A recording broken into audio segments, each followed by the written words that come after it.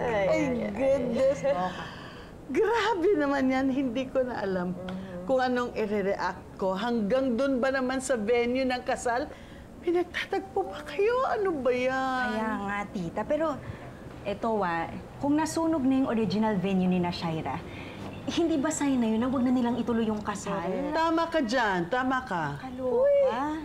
Uy! Oh, tingnan mo. Pati yung langit against sa kanila, di ba? Buti nga, no? Nauna kayo dun sa venue. Oo nga yun. Ano yung ngayong Shaira na yan? Oh. Kayo talaga, guys!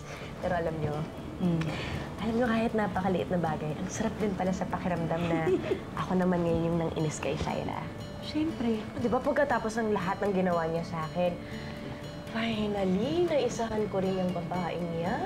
Yes. May nanalo na, ma'am. Christy!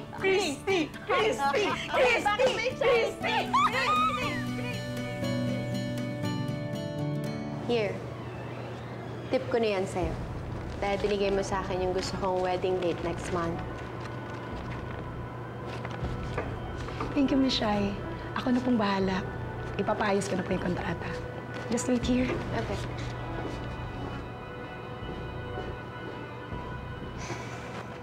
Ewan ko sa'yo, Shai.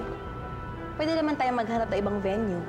Bakit nanuhol ka pa para lang makuha tong lugar na to? 2 reasons. Una, dahil devoted na sa akin si Jordan. Sobrang focus na siya sa aming dalawa ni Junior. Siyempre, ayokong magbago yun, di ba? Kaya kailangan na namin makasal as soon as possible. Ano yung pangalawa? Wala lang. Gusto ko lang sirain yung kasal ni Christy.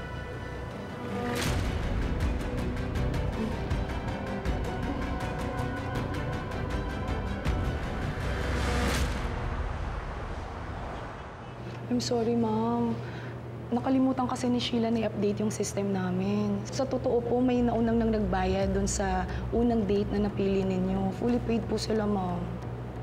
Paano yun, miss? Ako din naman nagsimula ng magplano ng kasal ko. Oo nga. Kasi, I'm sorry, but, Madam, this is so unprofessional. Hindi niyo ba alam na binding yung contract na pinirmahan ng pinsan ko?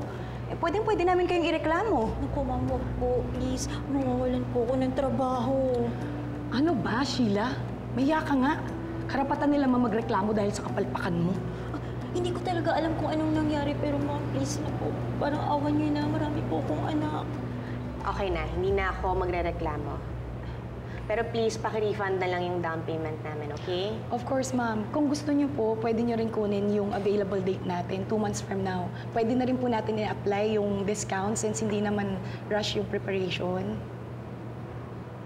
Alam nyo, since nagustuhan ko naman talaga yung venue, sige, kunin na namin yung date na yun. Pero, sana ha, hindi na ito maulit. Hindi na po talaga, ma'am. Promise po. Thank you for still choosing us. Ang bait niyo po, ma'am.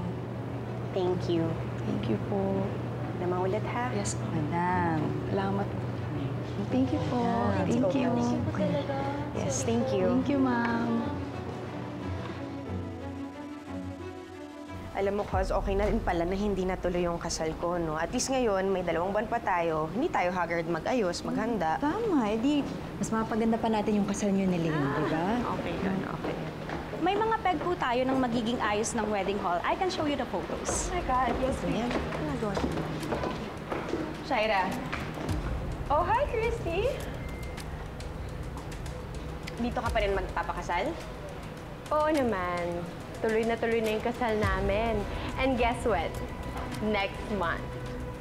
Eh, ikaw? Alam mo, ang galing-galing nga eh. Bigla na lang naging available sa amin yung date. Hindi ko alam kung merong nag-cancel o baka may na-elbow. Pero okay lang. Malas na nila. Pero sorry, not sorry. Let's go?